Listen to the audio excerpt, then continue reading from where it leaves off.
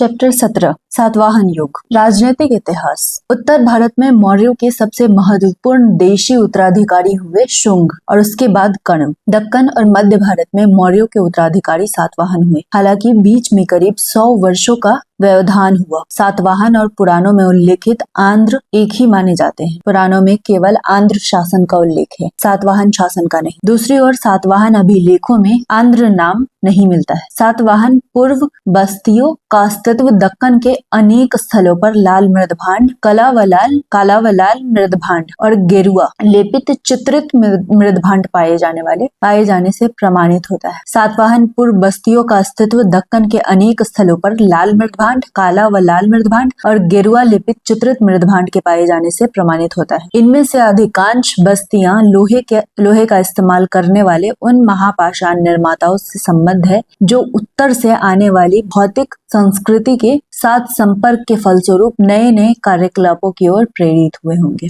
लोहे के फाल का प्रयोग धान की रोपनी, नगरीकरण, लेखन कला आदि के आगमन से सातवाहनों के द्वारा राज्य के गठन के लिए उपयुक्त परिस्थिति बन गई थी। कुछ पुराणों के अनुसार आंध्रों ने कुल मिलाकर 300 वर्षों तक शासन किया और यही समय सातवाहनों का शासनकाल माना जाता है। सातवाहनों के सबसे पुराने अभिलेख ईसा पूर्व 1ली सदी के हैं। उसी समय उन्होंने कण्वों को पराजित कर मध्य भारत के कुछ भागों में अपनी सत्ता स्थापित की। आरंभिक सातवाहन राजा आंध्र में नहीं बल्कि उत्तरी महाराष्ट्र में थे, जहां उनके प्राचीनतम सिक्के और अधिकांश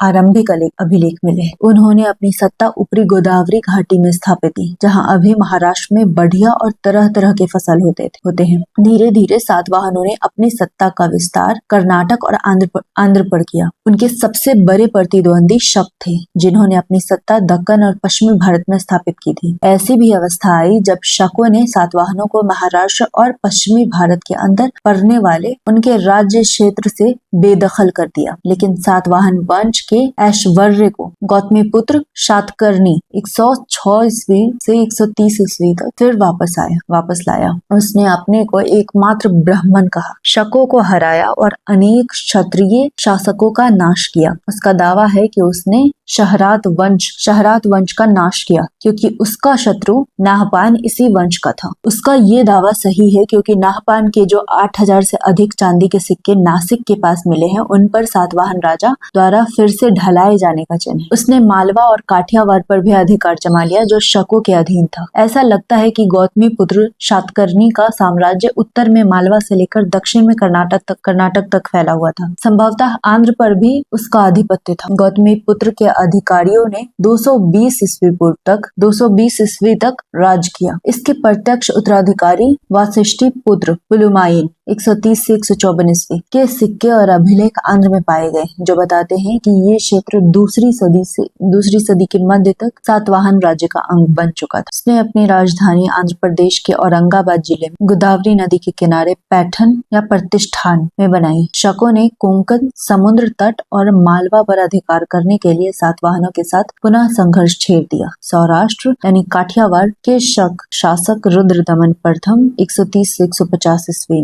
ने सातवाहनों को 2 बार हराया, मगर वैवाहिक संबंध के कारण का नाश नहीं किया। बाद में सातवाहन राजा यज्ञश्री सातकर्णी 165 से 194 ईस्वी ने उत्तर कोंकण और मालवा को शक शासकों से वापस ले लिया। वो व्यापार और जल यात्रा का प्रेमी था। उसके सिक्के न केवल आंध्र प्रदेश बल्कि महाराष्ट्र, मध्य प्रदेश और गुजरात में भी पाए गए। इन सिक्कों पर जहाज का चित्र है, जो जल यात्रा और समुद्री व्यापार के प्रति उसके प्रेम का परिचायक है। भौतिक स्थिति के पहलू। सातवाहन काल में दक्कन की भौतिक संस्कृति में स्थानीय उत्पादन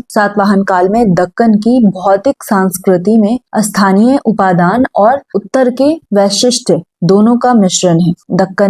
दक्कन के महापाषाण निर्माता लोहे का इस्तेमाल और खेती दोनों से परिचित थे। यद्यपि लगभग 200 ईस्वी पूर्व के पहले हम लोहे के बने कुछ फावड़े पाते हैं, फिर भी ऐसे औजारों की संख्या ईसा की आरंभिक 2-3 सदियों में काफी बढ़ी। महापाषाण अवस्था से सातवाहन अवस्था तक फावड़े के आकार में कोई खास परिवर्तन नहीं दिखाई देता है। अंतर इतना ही है कि फावड़ों में मूठ अच्छी तरह और पूरी तरह लग गए थे। मूठ वाले फावड़े के अतिरिक्त हंसिये, कुदाले, हल के फाल, कुल्हाड़ियां, बसुले, उस्तरे आदि उत्खनन स्थलों के सातवाहन स्तरों में पाए गए हैं। चुलदार और मुठ वाले बानाग्र और कटारे भी मिले।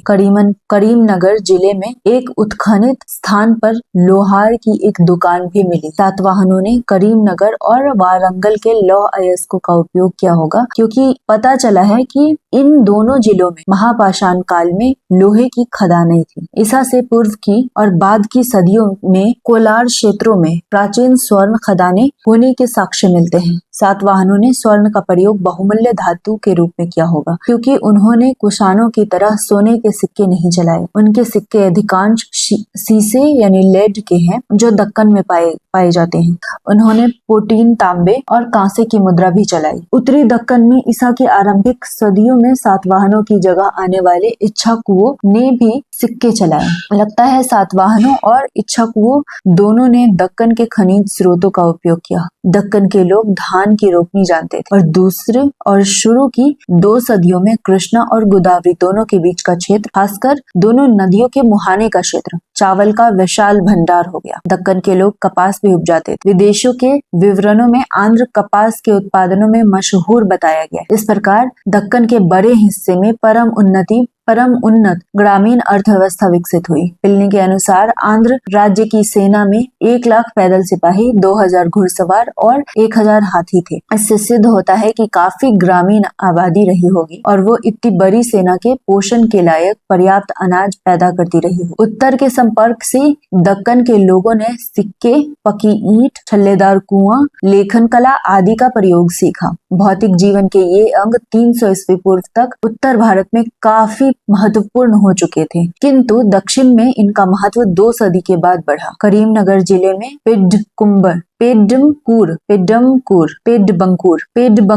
200 ईस्वी पूर्व से 200 ईस्वी में पकी ईंट और छत में लगने वाले चिपके छेददार कपड़े का प्रयोग पाते हैं। इन सबों से निर्माण में टिकाऊपन आया होगा। महत्वपूर्ण बात यह है कि द्वितीय शताब्दी ईस्वी के ईंटों के बने 22 कुएं भी इस स्थल पर पाए गए। सहज ही इनसे घनी आबादी के विकास में सुविधा हुई होगी। हम जमीन के अंदर बनी ढकी हुई नालियां भी पाते हैं, जिनसे गंदा पानी गड्ढों में जाता था। महाराष्ट्र में नगर ईस्वी पूर्व पहली सदी से दिखाई देते हैं, जब हम कई तरह के शिल्प पाते हैं। इसका प्रसार पूर्वी दक्कन में 1 शताब्दी के बाद हुआ था। पिलनी ने लिखा है कि पूर्वी दक्कन में आंध्र देश में बहुत सारे गांवों के अलावा दीवार से घिरे 30 नगर थे। इस क्षेत्र में 2री और 3री सदियों में कई नगर थे। इसकी जानकारी अभिलेखों और उत्खननों से मिली है। भारी संख्या में मिले रोमन और सातवाहन सिक्के से बढ़ते हुए व्यापार का संकेत मिलता है। ये सभी पूर्वी दक्कन में गोदावरी कृष्णा क्षेत्र में लगभग 1 सदी बाद दिखाई देते हैं। सामाजिक संगठन, लगता है कि सातवाहन दक्कन के किसी जनजाति के लोग थे,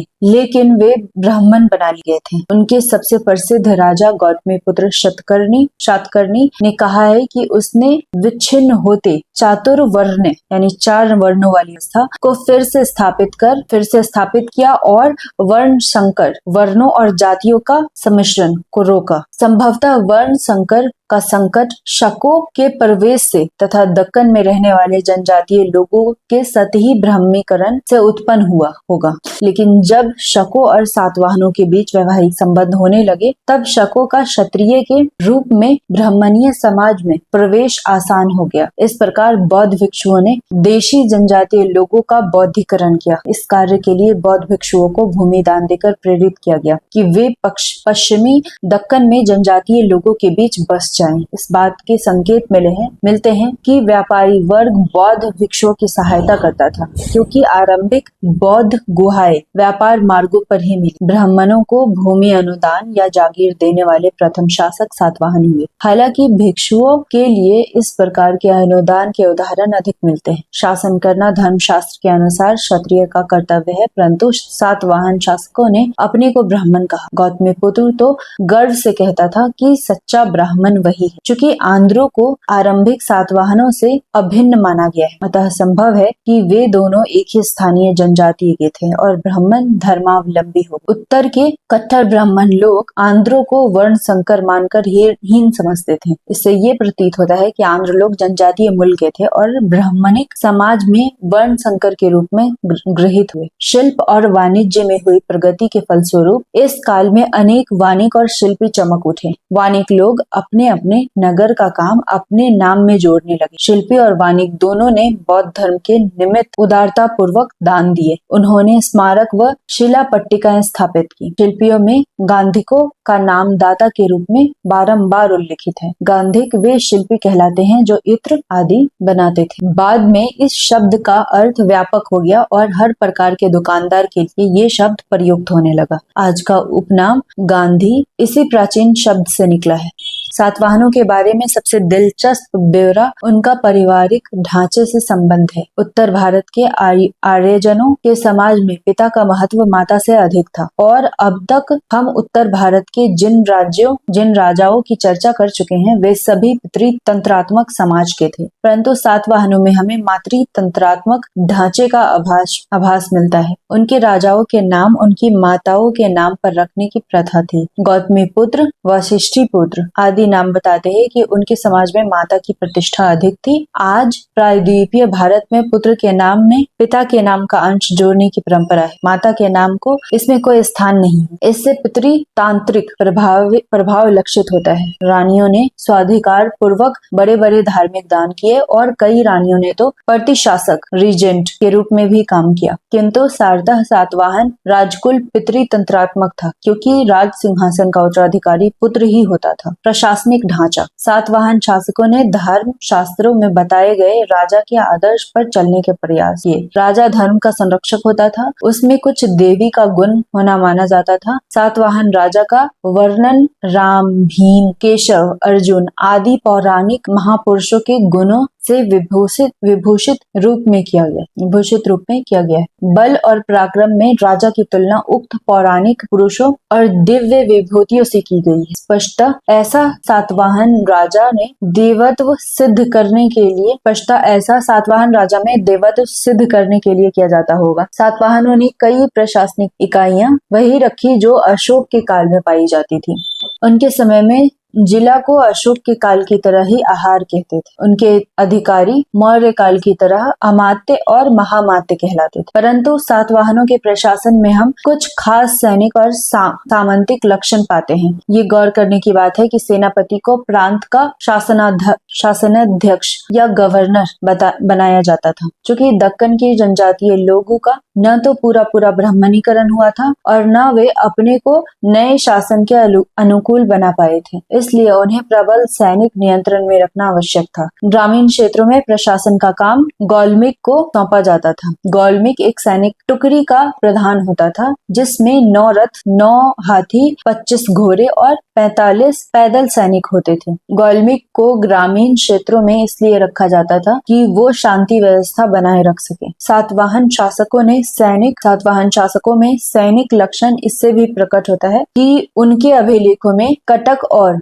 स्कंधावर शब्दों का खूब उल्लेख मिलता है। वे सैनिक शिविर और बस्तियां होते थे। वे तब तक प्रशासनिक केंद्र के रूप में काम करते थे जब तक वहां पर राजा स्वयं रहते। इस प्रकार सातवाहन शासन में दमन नीति का प्रमुख स्थान था। सातवाहनों ने ब्राह्मणों और बौद्ध भिक्षुओं को कर मुक्त ग्राम दान देने की प्रथा आरंभ की, जो आबाद भूमि और ग्राम दान में दिए जाते थे। उन्हें राजपुरुषों और सैनिकों के और हर कोटि के राजकीय अधिकारियों के हस्तक्षेप से मुक्त घोषित कर दिया जाता था। अतः दान किए गए ऐसे क्षेत्र सातवाहन राज्य के भीतर छोटे छोटे स्वतंत्र द्वीप जैसे बन गए। संभवतः बौद्ध भिक्षु भी अपने निवास क्षेत्र के लोगों में शांति और सदाचरण के नियमों का पालन करने और राज सत्ता और सामाजिक व्यवस्था का आदर करने का उपदेश दिया करते थे। बेशक वर्ण व्यवस्था को सुदृढ़ बनाने में ब्राह्मणों की मदद मिली और इससे समाज में स्थिरता आई। सातवाहन राज्य में सामंतों की 3 श्रेणियां थी। पहली श्रेणी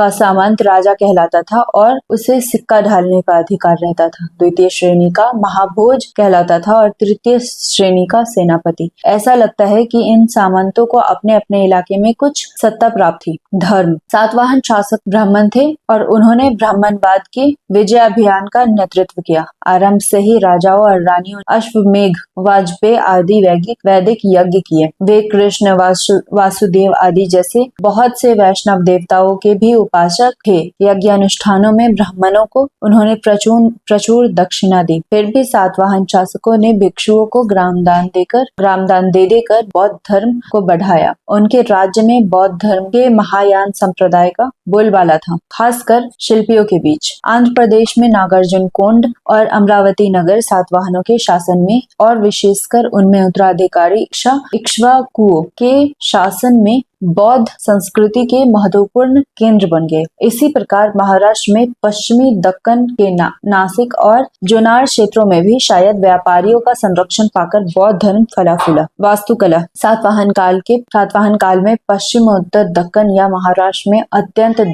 दक्षता और लगन के साथ ठोस चट्टानों को काट कर अनेक चैत्य और विहार बनाए गए। वस्तुतः ये प्रक्रिया 200 ईस्वी के आसपास लगभग एक शताब्दी पहले ही आरंभ हो चुकी थी। चैत्य बौद्धों के मंदिर का काम करता था और विहार भिक्षु निवास का। चैत्य अनेकानेक पायों पर खड़ा बड़ा हॉल जैसा होता था और विहार में एक केंद्रीय शाला होती थी जिसमें सामने के बरामदे की ओर एक दीवार रहता था। सबसे मशहूर चैत्य है पश्चिमी दक्कन में कार्ले का। ये लगभग 40 मीटर लंबा और 15 मीटर ऊंचा है। ये विशाल शिला वास्तुकला का प्रभावोत्पादक उदाहरण है। विहार चैत्यों के पास बनाए गए हैं। उनका उपयोग वर्षा काल में भिक्षुओं के निवास के लिए होता था। नासिक में 3 विहार हैं, क्योंकि उनमें नहपान और गौतमी पुत्र के अभिलेख हैं, इसलिए प्रतीत होता है कि वे ईसा की पहली दूसरी शताब्दियों के हैं। शिलाखंडीय वास्तुकला आंध्र में कृष्णा गोदावरी क्षेत्र में भी पाई जाती है, परंतु ये क्षेत्र वस्तुतः स्वतंत्र बौद्ध संरचनाओं के लिए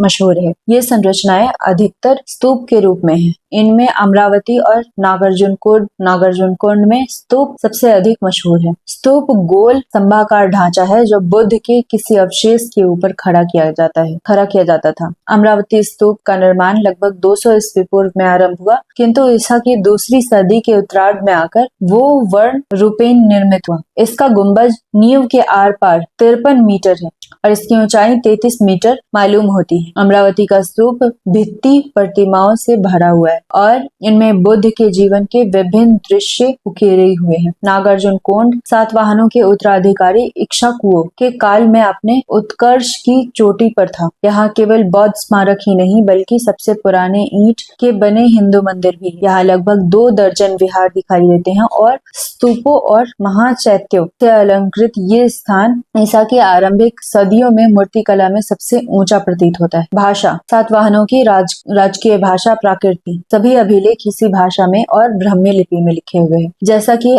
हम अशोक के काल में देख चुके हैं, हो सकता है कि कुछ सातवाहन राजाओं ने प्राकृत में पुस्तकें भी लिखी हो। प्राकृत ग्रंथ गाथा सतसई या गाथा सप्तशती हाल नामक सातवाहन राजा की रचना बताई जाती है। इसमें 700 श्लोक है जो सभी प्राकृत में है, किंतु लगता है कि इसका अंतिम परिमार्जन बहुत दिनों के पश्चात संभवतः ईसा की 6ठी सदी के बाद किया गया है। अभ्यास प्रश्न। पहला प्रश्न, निम्नलिखित पदों और धारणाओं का आशय स्पष्ट करें। मातृतंत्रात्मक, गांधिक, चैत्य, विहार, स्तूप, प्राकृत। दूसरा प्रश्न, सातवाहन कौन थे? इनके राजनीतिक इतिहास का विवरण दे। तीसरा प्रश्न, क्या सातवाहन दक्कन में मौर्यों के यथार्थ उत्तराधिकारी थे? विवेचन करें। चौथा प्रश्न, सातवाहनों का ये प्रशासन पद्धति का वर्णन करें। पांचवा प्रश्न, सातवाहनों के राज्य में हुए ललित कला और वास्तुकला के विकास का वर्णन करें। छठा प्रश्न, सातवाहनों के अमल में सामाजिक संगठन कैसा था? इसके विशिष्ट लक्षण बताएं। सातवां प्रश्न, सातवाहन राज्य में धार्मिक स्थिति कैसी थी? आठवां प्रश्न, भारत के बाह्य रैखिक मानचित्र पर सातवाहनों के राज्य क्षेत्र को दिखाएं। भारत के अन्य भागों में उस समय जो राज्य थे उनके क्षेत्र भी दिखाएं।